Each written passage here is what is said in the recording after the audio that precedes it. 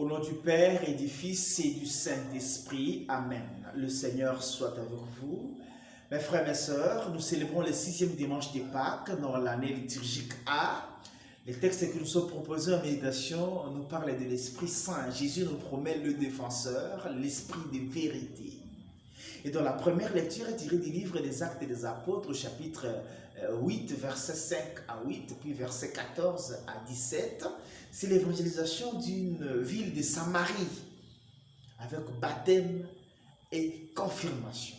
Le diacre Philippe va, il évangélise, il baptise, il fait des signes, mais il manquait que ceux qui avaient adhéré à l'obéissance de la foi reçoivent l'Esprit Saint. Et pour qu'ils reçoivent l'Esprit Saint, il a fallu la présence des apôtres.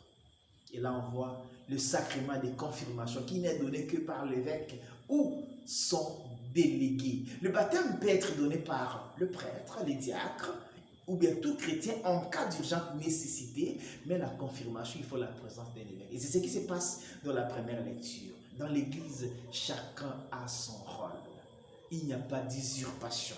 Et le respect et l'ordre de l'Église a commencé depuis longtemps. Et il faut l'observer, mais pas être mal à l'aise dans sa responsabilité. Sois heureux dans ce que tu as comme responsabilité, comme tâche de l'Église, parce que tout se complète pour la gloire de Dieu et le salut des âmes. Dans la deuxième lecture, tirée de la première lettre de Saint Pierre apôtre, au chapitre 3, versets 15 à 18, Pierre nous demande deux choses. Savoir honorer la sainteté de Jésus et savoir défendre notre foi. Et alors on se pose la question, moi comme chrétien, en quoi je suis la gloire de Dieu?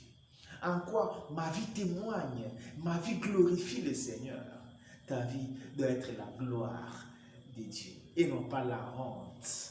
Parfois nous humilions, nous ridiculisons les noms de Dieu, les noms des chrétiens que nous portons par notre vie, par nos actes.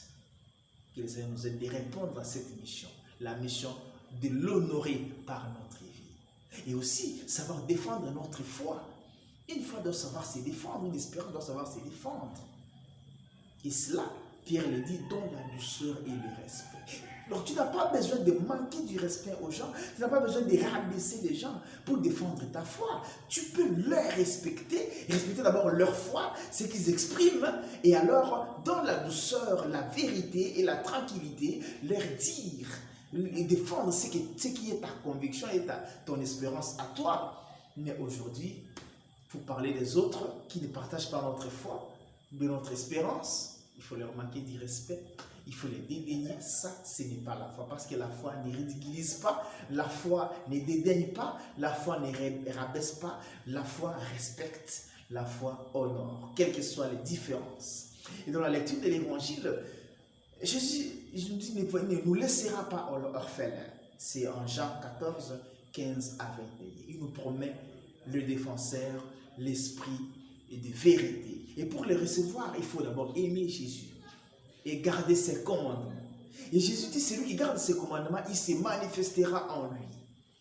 Il se fera connaître aussi en lui. Aujourd'hui, nous avons besoin que le Seigneur se manifeste en nous, que le Seigneur agisse dans notre vie. Mais nous oublions le préalable. Respecter les commandements. Aimer Jésus en vérité. Commencez par aimer Jésus. Non pas aimer ce que nous attendons de lui, parce que dans la plupart des cas, ça peut être ça. Ce que j'entends de Jésus, c'est ce que j'aime. Mais aimer Jésus, vivre son radicalisme évangélique, ça peut nous échapper. Commençons par aimer Jésus. Et ce que nous attendons de lui viendra par surcroît. Et Jésus insiste, il dit l'esprit de vérité.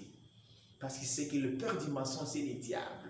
L'esprit de vérité vient pour contrecarrer et pour combattre le diable. Parce qu'aujourd'hui, nous sommes plus dans la fausseté et les mensonges. L'Esprit Saint n'est pas dans les mensonges. Que le Seigneur nous aide à garder la vérité, à respecter l'esprit de vérité et à être dans la vérité, ce qui manifestera, ce qui prouvera que nous sommes les disciples de Jésus-Christ. Que le même ce dimanche, il prépare nos cœurs pour accueillir l'esprit de vérité. Bon dimanche à toutes et à tous, et que Dieu Tout-Puissant vous bénisse et vous garde, le Père, le Fils et le Saint-Esprit. Amen.